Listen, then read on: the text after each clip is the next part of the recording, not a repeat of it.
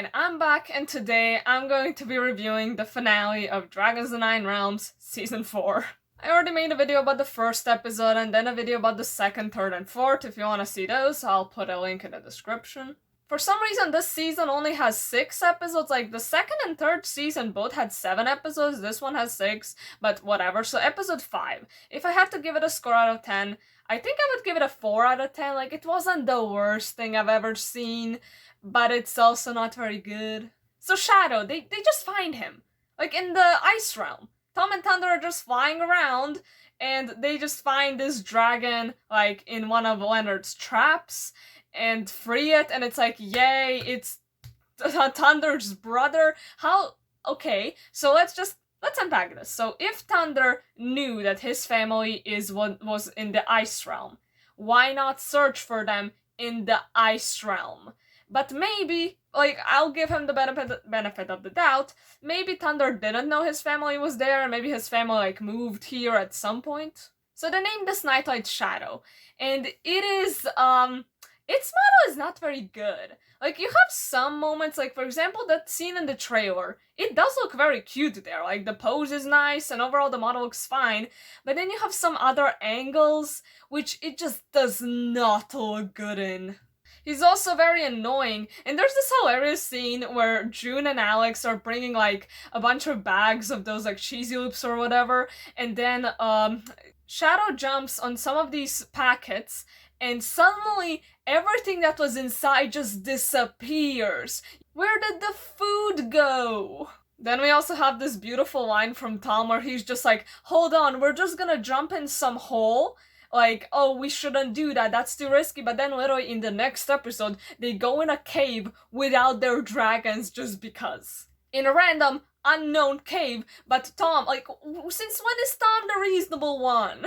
I get it's part of his character development and all, and you know, fine if Tom is gonna be a bit more, like, cautious, but it's still strange that Tom is the cautious one. And we have a new realm, woohoo! So that's 4 now? The Crystal Realm, the Ice Realm, the Fire Realm, and now, I think this is just a hidden world. I mean, looking from the surroundings, you know, all of the dots and stuff, I think we can call it the hidden world. And then Shadow's ugly siblings join along, and just their models suck too. And there's so many scenes in which these dragons just look so goofy. It is so funny. I had such a blast making the thumbnail for this video. And also I gotta ask, why are their eyes, like, kind of washed out? Like, when you look at Thunder, he has this, like, beautiful, very saturated blue eyes, but every other dragon, every other Nightlight, has, like, very desaturated eyes. And overall, I just kind of hate the models, but I don't actually mind the patterns. Like, the coat patterns are actually quite nice. Especially the white one. I like how many just dots it has. It doesn't really have any patterns except dots, and I think it looks nice.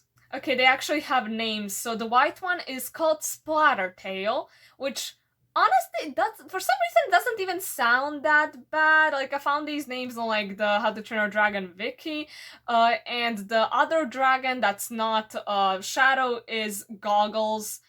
I don't like that name. And Splattertail, out of the baby Nightlights, is the one that made the least weird faces. It was actually kind of challenging to find, like, a ridiculous pose for Splattertail. Like, most of the moments with that dragon are quite normal.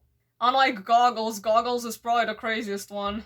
And another scene that I love these absolutely brain-dead scenes. So, D'Angelo, like, this aggressive dragon, like, I guess Thunder's dad comes, and also Thunder's mom, but this is a scene with Thunder's dad, and he comes, and D'Angelo's like, oh, I'm not gonna hurt you, and then he sees that the dragon has a scratch on it, and guess what he does? He comes up to this clearly aggressive dragon, and tries to put, like, this kind of cream on it that will help it, and I get that it's gonna help the dragon, but the dragon should just bite your head off. You're trying to touch a neck of an aggressive dragon. The neck is literally, like, the most vulnerable part of any animal. Why did this dragon allow D'Angelo to get this close? These childish moments are so annoying. Like, I hate when all of the dragons get dumbed down just because. And also, I have to talk about the tail of this, like, dad dragon. Why does the tail have nothing on it? Like, it has no tail flaps or whatever they are. We spent the whole time of How to Train Your Dragon learning that this type of dragon cannot fly with like a single flap only. Like, Toothless needed Hiccup to help him to fly, but this dragon has neither of the tail flaps, and it can fly? And this is fine for many other dragons, like for example the Skrill. The Skrill doesn't have any tail flaps, but the Skrill is a Skrill. These are Nightlights, aka like they're so similar to Night Furies, and Night Furies, we have been told again and again that they cannot fly without the tail flaps. Whose stupid idea was it to make this dragon designed like this? And then we come to the dumbest conflict in history of dumb conflicts. So Tom has this weapon, and Shadow sneezes, and the blast goes in the weapon and hurts the dad dragon, which, how does that dragon get so hurt from a sneeze of a baby? And these dragons are supposed to be smart. So are you telling me that this dragon can't see that the blast came from the baby and not from Tom? Like, I feel like at some moments these dragons are super smart when it's convenient for the plot, but then they get dumbed down again when it's convenient. And then we have quite actually a nice moment. Like, this actually made me tear up. So it is about, like, Thunder is gonna stay with his family, which I feel like this kind of makes sense. I mean, Thunder and Tom haven't known each other for that long, and the whole time Thunder has been trying to find his family, so I don't think this is like a forced conflict. I guess not really conflict, but more like emotional scene. But it was nice and emotional, even though it was obvious that Thunder was gonna come back to Tom, but you know what, let's just enjoy it. Eugene then crosses the line. Like, absolutely crosses the line. Tom just lost his best friend. I guess not lost, but will not be with him as much as he used to be. And Eugene just makes the most insensitive comments. Is like, oh, maybe I should now be the leader because I have a dragon, and stuff like that. And that is crossing the line. Like, Eugene is usually this annoying character. Unless he's talking with Alex, then he's fine. But he's usually just this kind of annoying, dumb character, whatever. But this, just no, I will not take this, because it is not, like, it's not that dumb funny, like, it is just so insensitive. And then the little baby needs help. Oh, boo-hoo, I don't care. Now, episode 6. So, for this review, I think I watched most of the episodes like 2 or 3 times. Episode 5 and 6, I did watch 3 times. And the only thing that brought me joy when I was rewatching this episode was just trying to find the goofiest face that the Nightlights make. So out of 10, this episode gets 2.5. I feel like a lot of that was just because at this point it's so bad that it's kinda good. And that's the moment I was talking about where they go alone in a cave when they know that there's danger. They literally followed Shadow here because he looked like he needed help, so they follow him and then think of, oh yeah, we're probably gonna face some dangerous dragon here, let's leave our dragons outside. What? Where did the torch come from? Like, does D'Angelo just carry around torches? And now keep in mind, this cave and everything that is in it that's man-made is 1,000 years old. So they light one torch.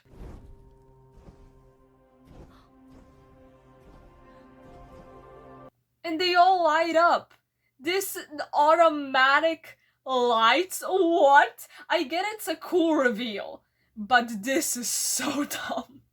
But no, I love that scene. I've watched it so many times that I can't stop.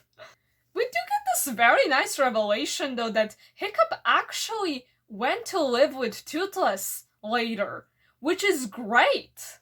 I know some people probably aren't gonna like this revelation, and you know what? For those people I say, you don't need to take this show as canon. Like, if you like the end of the 3rd movie, good for you, and just don't even look at this thing. But I like this way more than the ending of the 3rd movie, because it basically says that, actually, Hiccup realized his mistake, that he should have never let just Toothless like go and be like live in this random place. The ending of the third movie was just not good to me. I didn't like how they broke up this absolutely beautiful bond between Hiccup and Toothless, and also how everybody else also had to leave their dragons. Like, nobody got to say anything. What if some dragons didn't want to leave? What if some people didn't want to just leave their dragons forever? I mean, even Valka had to leave Cloud Jumper. But I think this kind of confirms that Hiccup realized his mistake and later went to live with Toothless in the hidden world, which is, I love this. This is something great that came out of this episode, and I'm just so happy about it. So they find Hiccup's leg, I guess one of them, and nobody has an idea of what it is, but for some reason Eugene is the one that's like, oh, it's a leg, it's a prosthetic leg, which everybody's like, come on, be serious, which I guess that's the joke, that like Eugene, who's never right, is this time right. Didn't laugh, but didn't really find it dumb either, so I guess we're fine. And just, there's just something off about the mom dragon. Like, there's just, I think her face is too, like, splooshed. Like, it looks almost like the Light Fury, like, almost, but just not enough. There's one more thing I gotta talk about, actually, about the Nightlights. So, let's just look at this. So, the older dragon, like, you know, the old one who doesn't like anyone, the dad dragon and Shadow are basically all completely black. Almost. They have some white spots here and there, but just keep that in mind. So how does that work? Because wouldn't you think if Toothless was the only Nightlight, like let's take that, there was no other Nightlights that were ever in this family. So wouldn't the black eventually fade away if, you know, the Nightlights then mated with Light Furies, and eventually the black would disappear, and or not disappear, but the dragons would be mainly white. But for some reason, black is so prominent on these coats. So that leads me to believe that there was inbreeding. So the Nightlights mated with each other. And that's probably why the models look so bad. Because these are inbred freaks. They have been inbred for so many generations. No wonder they look so gross. I guess mostly the mom and the little Nightlights look gross. The other ones look okay. But I think I've solved it. I think this is the problem. They are inbred, and that's so bad.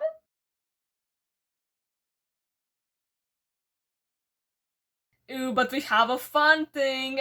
Tom's mom is finally doing something. Like, she wants to figure out what is happening. That was like the cliffhanger from some point. I guess from last episode, I just didn't really care to mention it. And this is a plot I'm legitimately invested in, and I love this.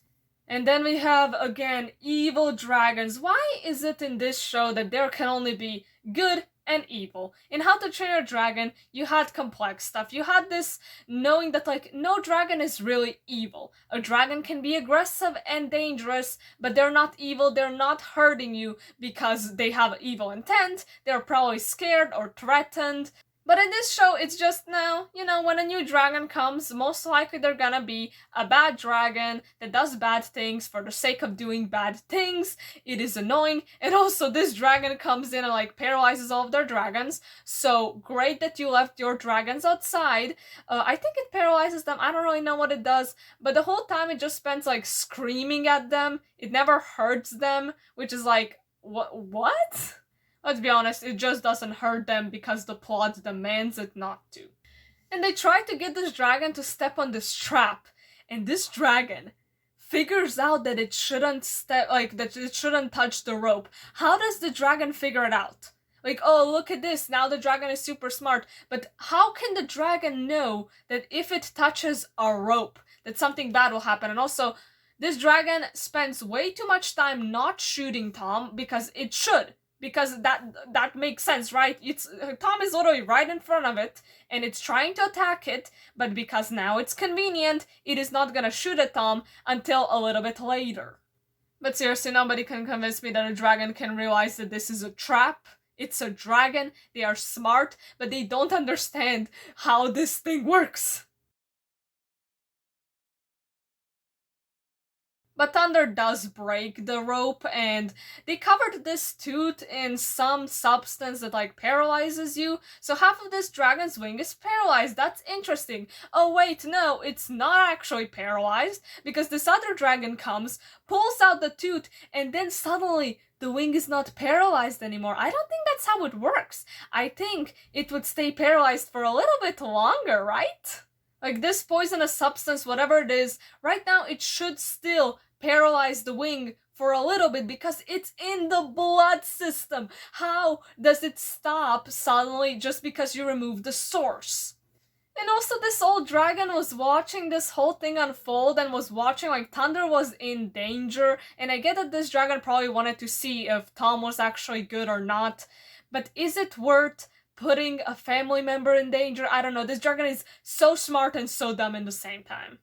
And then Tom rides this like older dragon, and Tom, like with his weapon, the dragon powers up the sword, and then Tom takes the sword and shoots at the evil dragons. But that's exactly the same thing that a dragon does. A dragon blasts something. The sword is completely unnecessary. I get that this scene looks cool, but it is so stupid.